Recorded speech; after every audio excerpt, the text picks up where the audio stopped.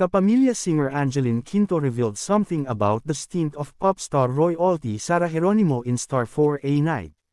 Sara rose to fame after she was hailed as the champion in the said singing competition hosted by Asia's songbird Regine Velasquez.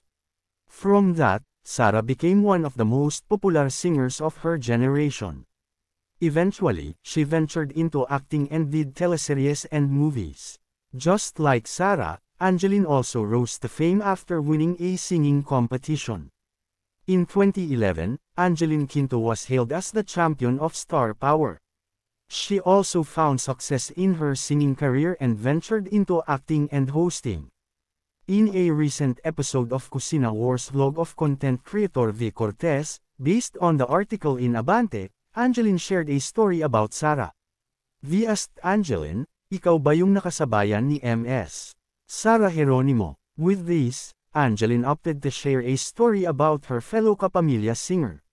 She said that she and Sara were schoolmates during their elementary days. One time, she saw Mommy Divine Geronimo, Sara's mom, in their school. Mommy Divine asked Angeline, "Di ba nakasali ka sa Star for a Night?" And she answered, "Ay, opo." Then, Angeline told Mommy Divine where to audition and the requirements needed, and Sara was able to enter the competition. After that, V exclaimed that was when Sara won. With that, Angeline Quinto jokingly said, "So, Mommy Divine, nasaan na ang komisyon ko?" V said that it was Angeline's fault that she did not win.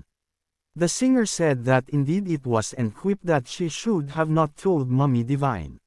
V said that this goes to show that each person's time will come. Angeline found her own success and she is now tagged as the Philippines Queen of Teleserye theme songs.